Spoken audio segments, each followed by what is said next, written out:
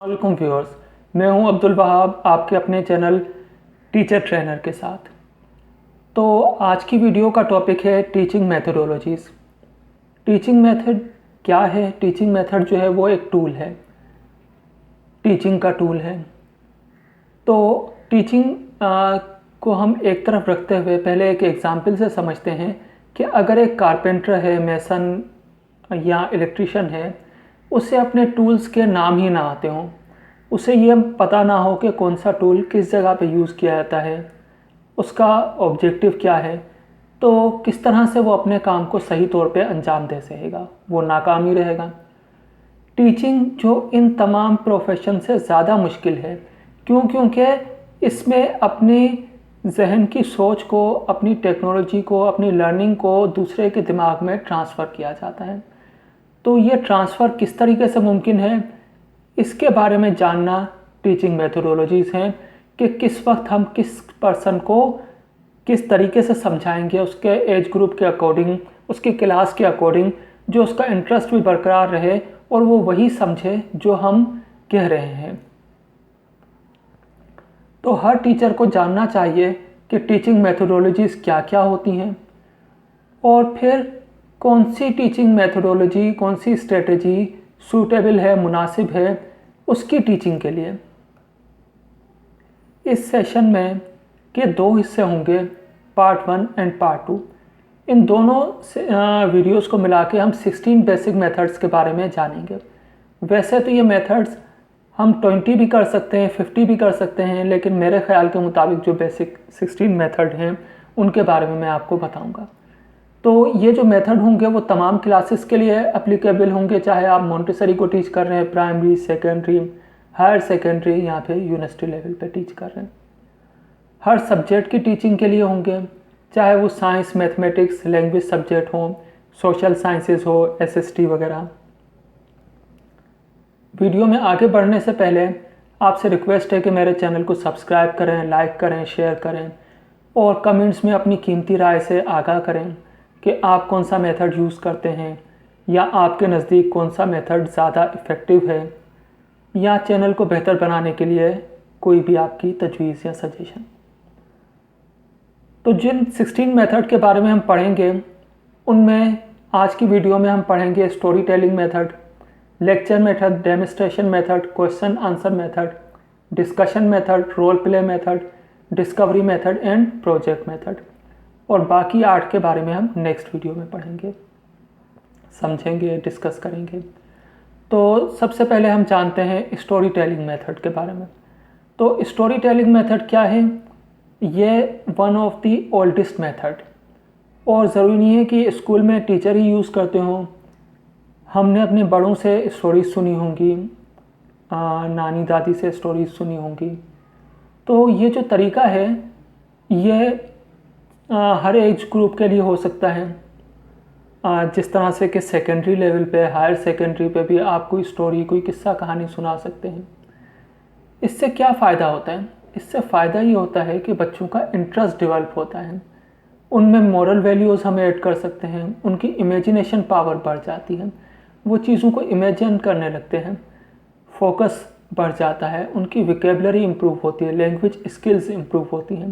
तो ये तरीका लैंग्वेज सब्जेक्ट के टीचिंग के लिए यूज़ किया जा सकता है, या प्राइमरी लेवल के बच्चों में इंटरेस्ट डेवलप करने के लिए, या किसी भी लेवल पे आप इस तरीके को यूज़ कर सकते हैं।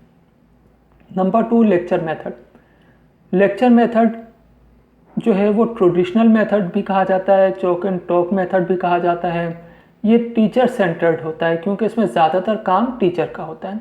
और इसका क्या, इसके बेनिफिट हैं, क्या मेरिट हैं कि इसमें मिनिमम टाइम में जो है वो मैक्सिमम नॉलेज आप ट्रांसफ़र कर सकते हैं और लार्ज अमाउंट ऑफ ऑडियंस को एड्रेस कर सकते हैं। कम स्पेस इसके लिए रिक्वायर्ड होती है।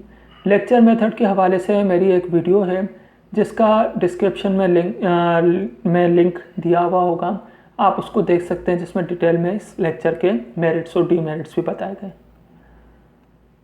नेक्स्ट मेथड है डेमोन्स्ट्रेशन मेथड। डेमोन्स्ट्रेशन मेथड किसको कहा गया? डेमोन्स्ट्रेट करना, मकसद किसी चीज़ को हमने प्रैक्टिकली दिखाया, कोई मैप हो गया, ग्लोब हो गया, चार्ट हो गया, मॉडल, उसको दिखा के हमने उसके बारे में समझाया। अगर ये ना हो और वैसे हम ज़बानी समझा रहे हों तो स्टूडेंट के लिए समझना भी मुश्किल होगा, इंटरेस्ट का कायम रहना भी मुश्किल होगा। तो लिहाजा किसी चीज़ को प्रैक्टिकली दिखा के उसके बारे में बताया जाए। इसी तरह से वर्चुअल रियलिटी, VR टेक्नोलॉजी एक लेटेस्ट टेक्नोलॉजी है जो कि आजकल यूज़ की जा रही है, जिसमें जब ये सेट लगा लिया जाता है बच्चों को, तो उनको हम कोई चीज़ दिखा सकते हैं और वो ये फील करते हैं कि वो वहीं पे मौजूद हैं, जिस तरह से कि निज़ाम शमसी, सोलर सिस्टम में या किसी और जगह पे जहाँ पे इनको ले जाया नहीं जा सकता, लेकिन वो इसको पहनने के बाद उस जगह पे ख़ुद को फील करते हैं और ज़्यादा बेहतर तौर से उसके बारे में जान सकते हैं और इंटरेस्ट भी उनका डेवलप होता है। तो ये जो डेमोन्स्ट्रेशन मेथड है ये साइंस सब्जेक्ट की टीचिंग के लिए बहुत बेहतर है। उसके अलावा सोशल साइंसेस के लिए भी यूज़ हो सकता है। नेक्स्ट है क्वेश्चन आंसर मेथड।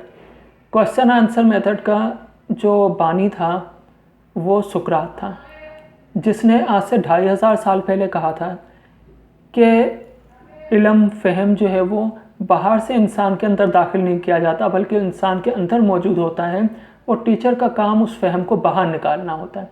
तो वो बाहर किस तरीके से निकलेगा? जब हम क्वेश्चन आंसर करते हैं तो उसके अंदर की जो सोच है, थिंकिंग है, क्रिएटिविटी, वो बाहर आती है और यही टीचिंग का असल मकसद है। तो लिहाजा एक अच्छे क्वेश्चन मेथड में क्या होता है कि वो अच्छा क्वेश्चन ओपन एंडेड होना चाहिए, पूरी क्लास से होना चाहिए। पहले से ये ना कहा जाए कि आप आंसर दें, बल्कि पूरी क्लास से पूछा जाए, फिर स्टूडेंट्स हाथ खड़ा करें, फिर जिससे आप पूछना चाहें और बाकी क्लास से भी ये कहें कि आप गौर से सुनें और ये बताएं कि इन्होंने सही कहा या गलत कहा। तो लिहाजा इस तरह से पूरी क्लास उससे इंगेज रहेगी। वो क्वेश्चन रेलिवेंट होना चाहिए, clear, concise, purposeful, guide but not leading. इसी तरह से जो सोच को इनकरेज करता हो और एक ही डायमेंशन में हो, सिंगल डायमेंशन हो। नेक्स्ट है डिस्कशन मेथड। डिस्कशन मेथड में क्या होता है, स्टूडेंट्स के ग्रुप बना के और उनमें डिस्कशन को इनकरेज किया जाए। डिस्कशन मेथड में टीचर भी शामिल हो सकता है और सिर्फ स्टूडेंट्स के दरमियान भी हो सकती है। ये स्ट्रेटजी, ये मेथडोलॉजी स्टूडेंट सेंटर्ड है और इससे फ़ायदा क्या हासिल होता है कि इससे स्टूडेंट में, बच्चों में टॉलरेंस डेवलप होती है, जिसकी हमारे माशरे को बहुत ज़्यादा नीड है। हम किसी की बात नहीं सुन सकते, हम में डेमोक्रेटिक वैल्यूज़ नहीं हैं, बल्कि डेमोक्रेटिक या डेमोक्रेसी के मीनिंग भी नहीं मालूम होंगे बहुत सारे लोगों को।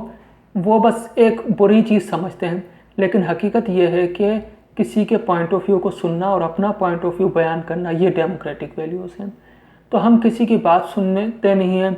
और रिजिडनेस या एक्सट्रीमिज़म है। एक्सट्रीमिज़म किसको कहते हैं कि सिर्फ ये समझना कि हमारा पॉइंट ऑफ व्यू सही है, बाकी सारी दुनिया का पॉइंट ऑफ व्यू गलत है।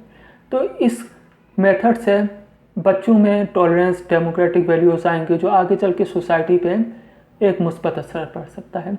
ये मेथड भी लर्निंग का, टीचिंग का बड़ा एक अहम पार्ट है। नेक्स्ट हो गया कि रोल प्ले और ड्रामेटाइजेशन मेथड। इस मेथड में क्या होता है कि बच्चों को कोई रोल प्ले करने के लिए कहा जाए, किसी पोएम को, किसी लेसन को पढ़ने के बाद, किसी स्टोरी को पढ़ने के बाद, जब वो रोल प्ले करेंगे और बाकी स्टूडेंट देख रहे होंगे तो वो उन्हें हमेशा याद रहेगी। उससे बच्चों में के सेंसेस डेवलप होंगे, 5 सेंसेस डेवलप होंगे, उनमें कॉन्फिडेंस आएगा, उनकी इमेजिनेशन बढ़ेगी, उनकी लैंग्वेज स्किल्स बढ़ेगी।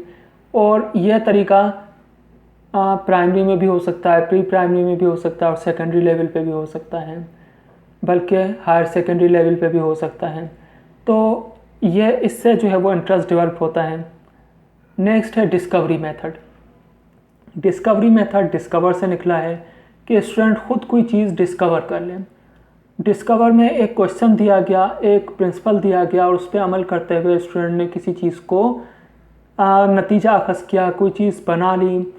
ये तरीके से ये इस पर डिपेंड करता है, इस रूल पे, कि लर्निंग बाय डूइंग, कि कोई चीज़ करके सीखना। यह मेथड यूज़फुल है मैथमेटिक्स की टीचिंग के लिए, जिसमें क्वेश्चन दिया जाता है, स्टूडेंट खुद सॉल्व करते हैं। साइंस की, सोशल साइंसेस के सब्जेक्ट्स के लिए तो एक बड़ा अहम और अच्छा टीचिंग मेथड है। नेक्स्ट है प्रोजेक्ट मेथड। तो प्रोजेक्ट मेथड ऐसा मेथड जिसमें स्टूडेंट्स को प्रोजेक्ट दिया जाए। कोई चीज़ बनाने के लिए कंस्ट्रक्टिव मेथड हो सकता है, प्रॉब्लम सॉल्विंग हो सकता है, और टीचर एक फैसिलिटेटर के तौर पे हो। ये भी एक स्टूडेंट सेंटर्ड मेथडोलॉजी है। तो ये मुख्तलिफ 8 मेथड थे जिनको आप जब बदल बदल के यूज़ करेंगे तो स्टूडेंट का इंटरेस्ट भी बरकरार रहेगा और आपकी टीचिंग भी इफ़ेक्टिव होगी।